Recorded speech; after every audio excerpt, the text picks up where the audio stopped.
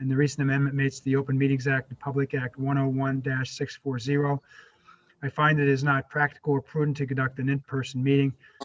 This open regular meeting of the President and Board of Trustees of the Village of Hinsdale is therefore being conducted remotely. Public Act 101-640 allows public bodies to meet remotely during public health disasters, so long as the public is able to monitor the meeting and certain other conditions are met. Public comment is permitted during the citizens petition portion of the meeting. When we get to those portions of the meeting, I will ask persons wishing to make public comments to identify themselves. If anyone wishing to speak has difficulty connecting to the meeting by Zoom, please call Assistant Village Manager Brad Bloom at 630-789-7007. Chris, you want to take a roll call? Sure. Trustee Postuma, Here. Trustee Banky, Here. Trustee Stifler, Here. Trustee Hughes, Here. Trustee Burns, Here. President Colley. Here, present. Thank you. First item is to approve the minutes of the January 5, 2021 meeting. You have a motion? Move to approve the minutes from the January 5th meeting. Second. Any proposed changes? No. Hearing none, can I have a roll call vote? Trustee Postuma, Aye. Trustee Banky, Aye. Trustee Stifler, Aye. Trustee Hughes, Aye. Trustee Burns. Aye. I don't have any president's report comments for this week, largely because Kathleen's out of the office and she usually prepares them for me. But Kathleen, maybe you can give the trustees a little update on where we stand with the COVID vaccines and just the COVID issue generally in the village. Sure. In terms of the death rate in DuPage County, it's remained pretty close to the same. There's 47 deaths, with all but one of them coming from the long-term care facility. You've seen in the papers, it's normalizing a bit. The governor announced that Tier 2 changes are in place. That's largely as a result of moving around the requirements or for the surgical beds, and the hospitals are working together. In terms of vaccine, I know that a lot of residents have inquiries as to when they will receive the vaccine and how that's all going to work. The vaccine, there's two pieces. The long-term care facility, of which we have one in town, that is being handled outsourced, and that's individually being taken care of through the health department, through the federal government, and then there is the community at large. We are moving to 1B, I think, January 25th. And the village is working with its community partner in Superintendent Tammy Prentice from District 86 to see if there's an opportunity to use the school to provide, to have a vaccination site in town to do the distribution. And so more on that will be coming in the weeks, and we will have that information up on our website. But Dr. Prentice has been a great partner to the village, and we'll look forward to that. And we are going to, the Village of Hinsdale and District 86 have to comply with the order and with how the vaccine is being distributed, because again, it goes through the health department and then out to the treating facilities, if you will.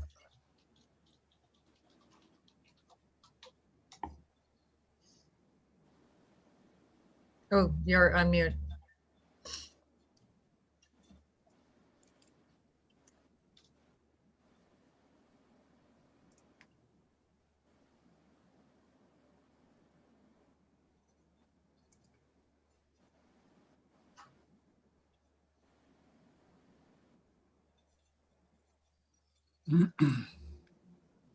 Sorry, Brad. Can't hear you, Tom. Yeah. Brad, you're muted too. Brad. All right, I'm off mute. I touched something and it went off. So Kathleen, is there anything on the village website now about where residents can go to get vaccinated? Because I've heard that tomorrow or maybe Monday of next week, that there's going to be an opportunity for people who are 65 and older to get vaccinated. Can we put that on the website where they can go and whether there's vaccines available for them? Yes, and all residents can reach out to DuPage County Health Department and enter their email address, but we'll put something on the website as well. And I also encourage those residents to contact their primary care physician. Some of the larger groups, I think like DuPage Medical Group, they have been receiving vaccine and they have reached out to their patients that fit the criteria, 75 and older and then 65 and older. But we'll certainly update the website. And maybe to the extent you can put links to like the DuPage Department of Health and other things that just make it easy for residents to figure out where they can go. Mhm. Okay. So the next item up is approving the village manager's contract extension. We talked about that previously. Can I have a motion with respect to that? And if there's any further discussions, we can talk about that. Can I have a motion with respect to the assistant village manager's contract? I'll move to approve an amendment for a 2-year employment agreement for Bradley Bloom, Assistant Village Manager, Director of Public Safety. Second. Any further discussion? Roll call vote. Trustee Postuma, Aye. trustee Banky, Aye. trustee Stifler, Aye. trustee Hughes, Aye. trustee Burns. Aye. So Brad, we're glad to have you with us for 2 more years. Thank you. Amen. Glad to be here. So that takes us to citizens petition. Is there anybody on the phone, Brad, that wants to speak? Yeah, we have about 6 people. Let me unmute them. Okay.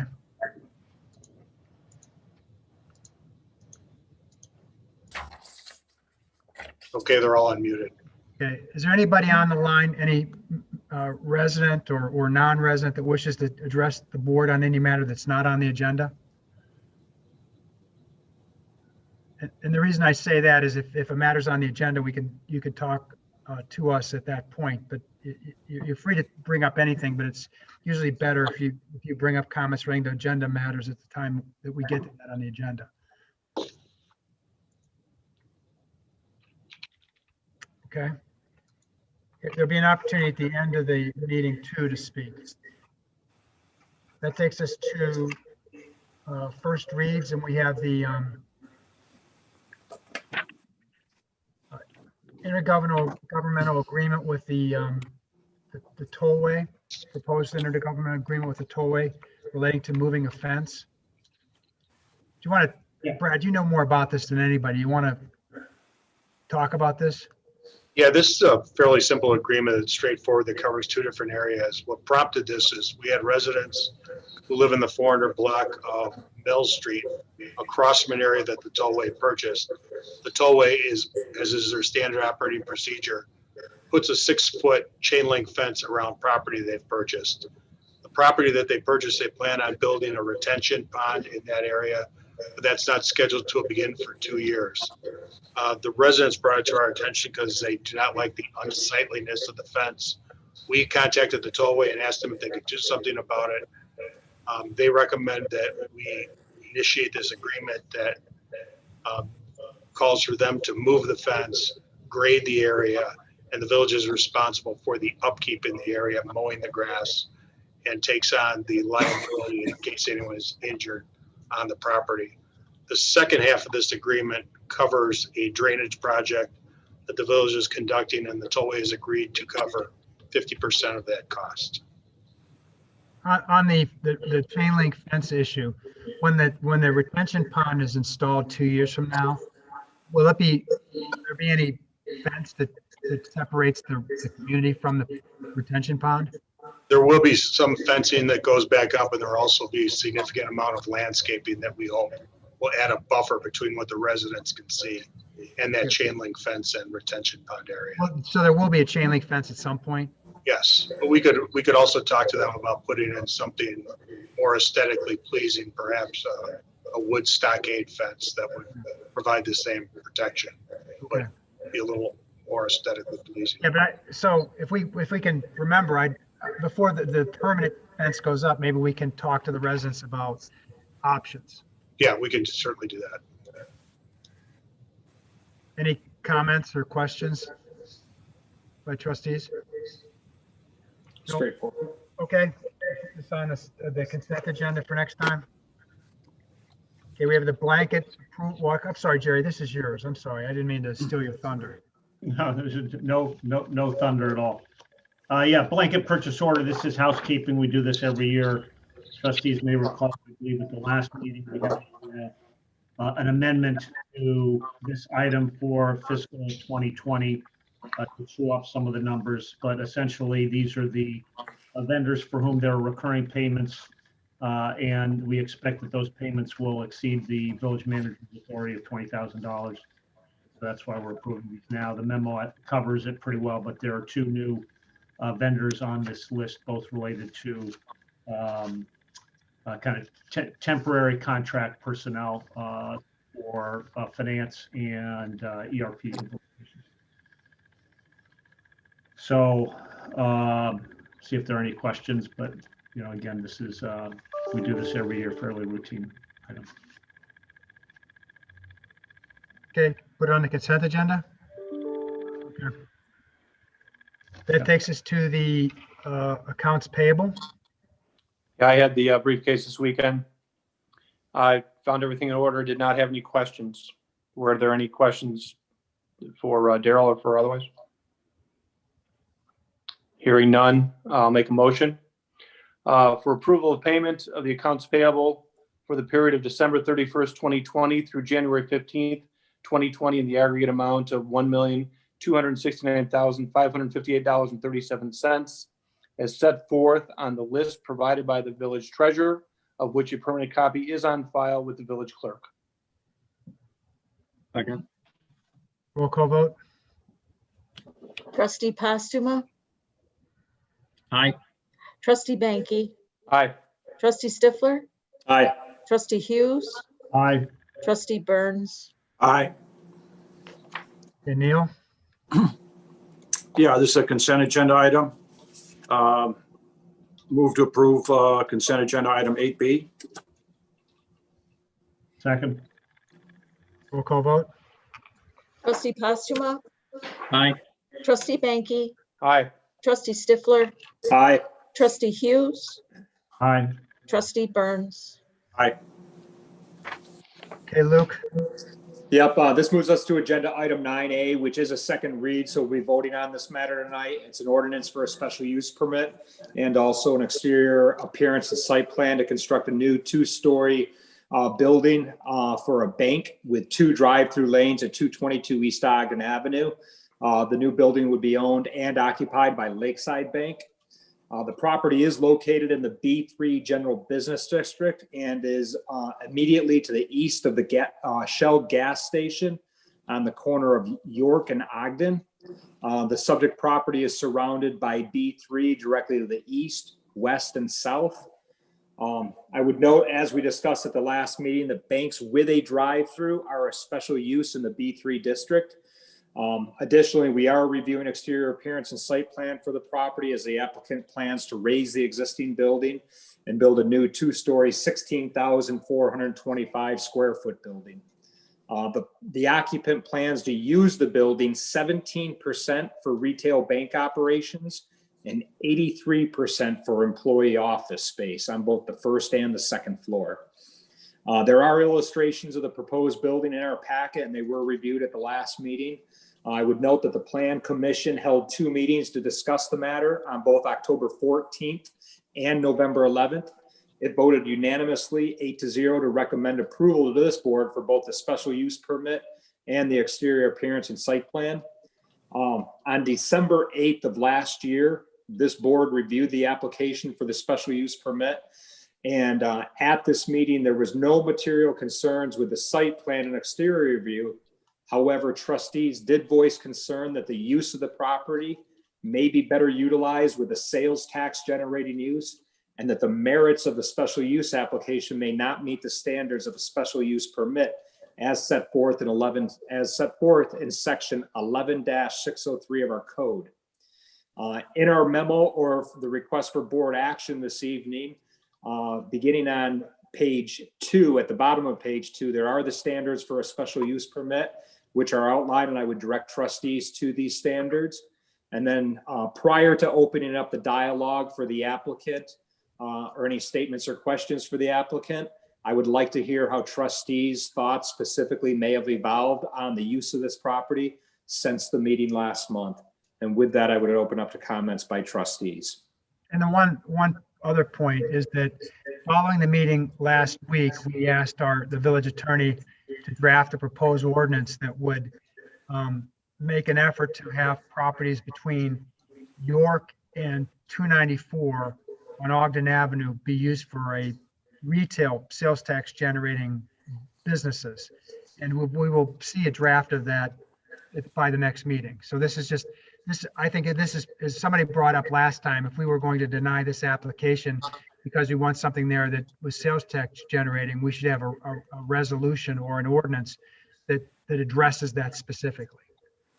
And that will be coming.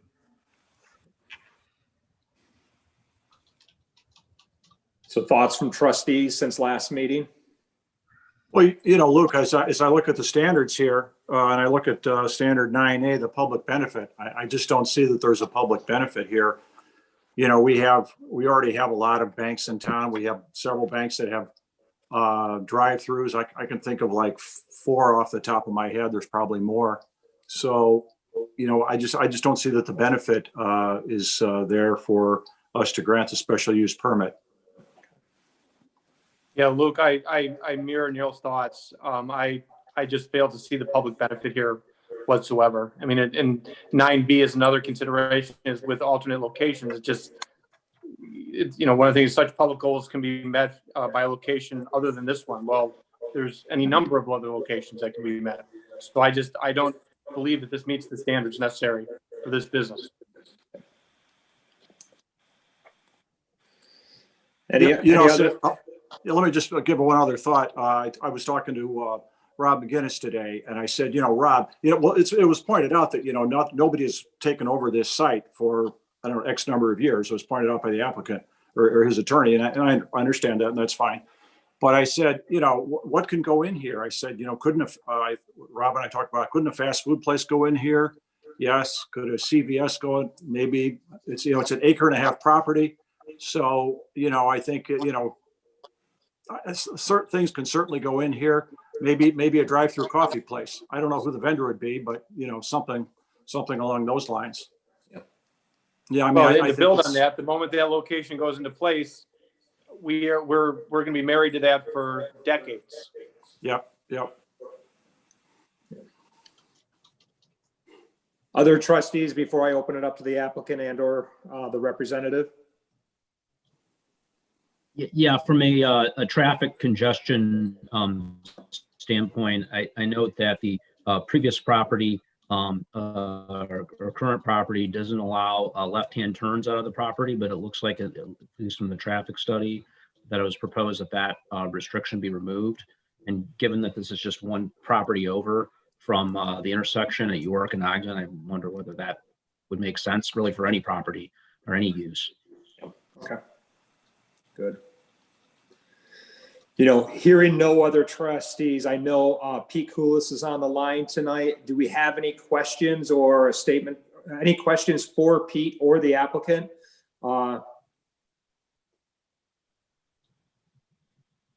Hearing none. Any thoughts from Mr. Koulis? Yes, if I may. I don't know if I'm on mute or not on mute. You're on. We can hear you. Thank you. Just basically, I understand where the village is coming from if they are looking to have retail along this area. I think the only issues they're going to face is the last trustee pointed out about the left turn out. Well, actually, right now, presently, you can only make right turns out during certain hours, and the Lakeside Bank agreed to that. So there's been no change on turning in or turning out. It'd be rather difficult to utilize this parcel for somebody who has had their business along right off of Ogden Avenue for the last 26 years, to have people making left turns out of there on busy times of the day. it's going to be very difficult to have this retail piece go into play. I understand that the village is losing lots of revenue, as brought up at the last meeting, by the Oasis going away. We all know every village has lost a lot of revenue by COVID hitting the place. That's why Lakeside Bank went out and showed that the increase in taxes is about $47,000 a year by this improvement. And if this property is turned back into retail, because we've seen other retail be empty along Ogden Avenue, let alone Gateway Square, I think that the village should also be thinking about, if this property sits vacant for too long, would they take a sum of money in lieu of sales tax in order to get this property utilized? Because the schools, from the estimate by the experts, are going to be losing out on about $37,000 a year while this property is not improved. So I understand it's an acre and a half, but there's no side street, which all the other major retail have a way to get out to get to a light. This one pigeonholed and blocked in. And I just think unless somebody took this parcel and the parcels next to it, it's going to be rather difficult to put a retail user onto this property. And I think you're going to see it vacant for a long period of time. So thank you for your time and consideration. I kind of wish, and I appreciate it, and Luke was great. He gave me a call about it. It would have been nice to have the village, Tom, to your point, have passed this ordinance that you're bringing up at your next meeting 6 months ago. Yeah, and I spoke to the bank president today, and one of his frustrations was not so much not getting this particular property, because I think the driving impetus for getting this property is having a facility that they can use for back office people who work for the bank. It wasn't necessarily that they wanted to have a drive-through on Ogden Avenue. So I think from what I understood, he was somewhat indifferent as to where the bank located. He was a little displeased that the bank had gone through this process as long as it had before being told by the village board that we were not would rather it be developed for retail. And I understand that. And one of the suggestions I made to the bank president, and I would obviously can't do it without the approval of the trustees, but to the extent that there have been some fees paid in connection with this, and to the extent that Lakeside Bank decides to open buy another property in Hinsdale, that we would consider waiving the fees on that property and doing other things to, welcome Lakeside Bank to Hinsdale and make sure they're not prejudiced by the fact that the word was not out to them that we were interested in seeing this go retail. So, at some level, I understand the frustration with having gone through this process and being told by the village board that they want this property developed a certain way. So, as I said, if there's another property and you want to develop it, we consider waiving the fees because we'd like you to come here, just not there. Thank you so much for taking this call, Tom, because he did reach out to me and let me know he spoke to you today. And I will loop back up with David and go from there. Thank you, Peter. Any other comments or questions from trustees? Yeah, so I'll chime in. So I've struggled with this one, Tom. Actually, what you just told us helps resolve it in my mind. So to me, the issues are it's not the highest and best use, but the process, I hate to surprise, a business owner or an applicant with something that seems like it's at the last minute. But especially if we've heard that it's really not important that it be on Ogden and that it is, hearing the 1783 split kind of threw me for a loop. And clearly this is back office stuff. This is not the highest and best use. Right. And as I said, I think I would have felt, at least would have thought about it longer had the bank president said to me that this is important that we get something on Ogden close to 294 for our business. The way I understood it, and Peter, you can correct me if I'm wrong, they want a property largely for back office. And because they're going to have a property with back office, they want to put a drive-through next to it. So the drive-through is kind of an afterthought. And I got no, they also want to have their bankers on site to deal with their people that they service in Hinsdale. Sure. It's bankers on site to service, and it's also the back room. Right. That's why they were going to build above the drive-through. Right. But my point is that being on the congested part of Ogden wasn't, from what I understood, a necessary attribute of the property for the bank president. And as I said, his main concern was, I wish I wouldn't have gotten this far along, and that's why I made the offer of Yeah, I can speak to the second part. He wishes he hasn't this far along. I do not know about where else he may be looking for property at Yeah, this point. and I encourage him to come to Hinsdale. It's just not there. But if he wants to even go further down Ogden Avenue, but by where the stereo store is on the other side of York, where there's some businesses there that aren't retail. And there's kind of a transition area there before you get to Lincoln. But, if there's other areas, we'd be happy to work with him and you to find other locations. I appreciate that. Thank you. Yeah. And so last thing I'll say, wholeheartedly support any accommodations in the future. I think that's a great idea. Great. Other comments? And I think the applicant wants this voted on rather than just withdrawing it, right? Please, because we have to have something, if this gets voted in a negative, they do need it in order to be able to terminate their contract, I've been told. Got it. Yeah. And as such, I'm going to make a motion to approve an ordinance approving a special use permit and concurrent site plan and exterior appearance plan for approval to construct a new 2-story bank with 2 drive-through lanes known as Lakeside Bank at 222 East Ogden Avenue. So just to be clear, if you're against this, you would vote no this evening. Second. Roll call vote. Trustee Postuma, Nay. trustee Banky, Nay. trustee Stifler, Nay. trustee Hughes, Hey, trustee Burns. Nay. All right, thank you. Appreciate it, Peter. Thank you. Okay, that takes us to tollway updates, other than what we just spoke about. Brad, anything else? Nothing else, President Colley. All right. Chamber of Commerce request for annual in-kind services. Who from the staff wants to talk about that? Hi, this is Eva Field. Hi, Eva. How are you guys? Good. Yes, we submitted the annual letter that the chambers for special requests for the upcoming events for 2021. We have pretty much the same, well, can't really say the same because last year wasn't, the normal, but we were able to pull off a couple of the events. So on your cover letter of the letter was, we put in the middle part of the cover letter about, with going through another year of COVID for our events, we were hoping to have approval of the farmers market, since the farmers market ran last year successfully and safely. And it would be starting on May 31st. It's like a week earlier. We also changed to only the farmers market we're adding, would like to add 2 weeks onto it. So rather than the 20 week that we normally host would be 22 weeks. And we did do that later last year to extend it for the farmers, and it was well received. Okay. So, I mean, my reaction is that, we'll work with the chamber, and everything that I see makes sense to me, but we're largely, at the mercy of the state as far as what we can do.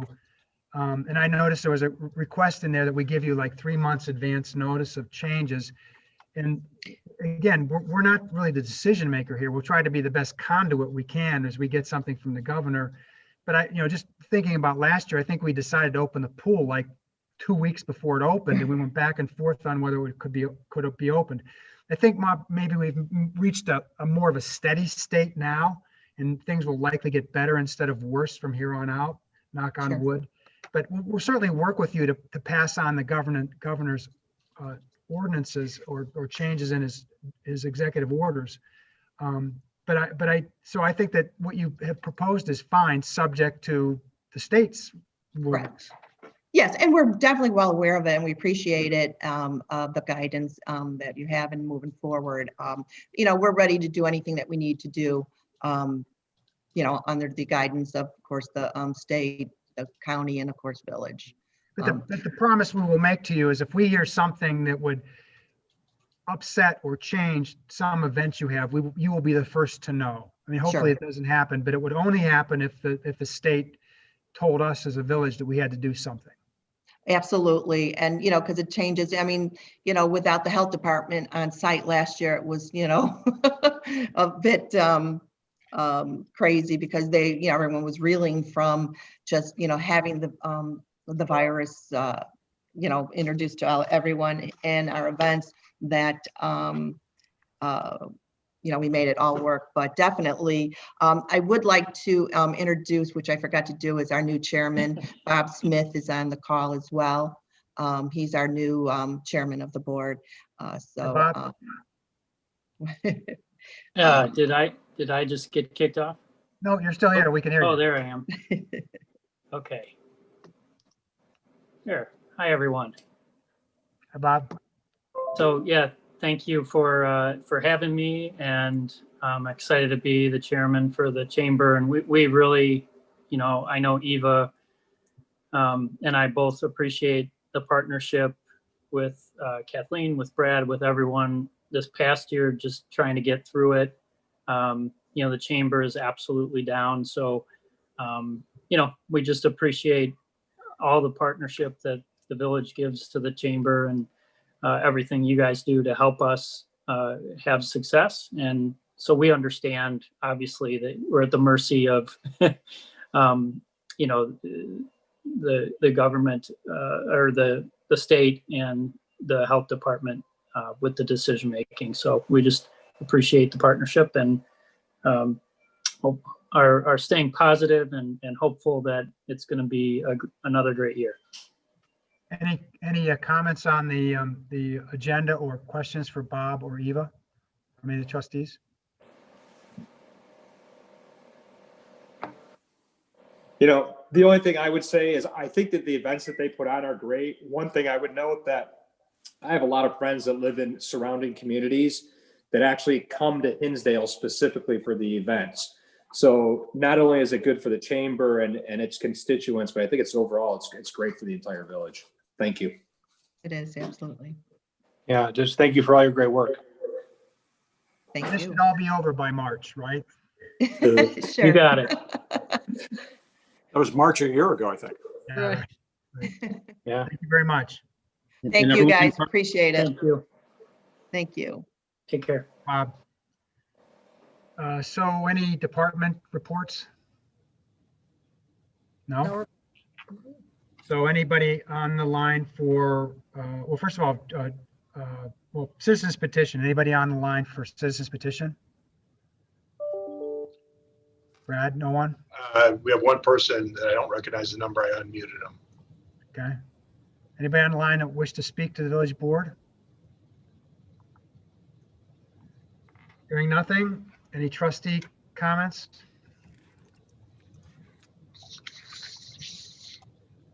Motion to adjourn, So moved. Second. roll call vote. Trustee Postuma, Aye. trustee Banky, Aye. trustee Stifler, Aye. trustee Hughes, Aye. trustee Burns. Aye. Thank you. All right, until next time, have a great week. Thanks, everybody. Thank you. Bye.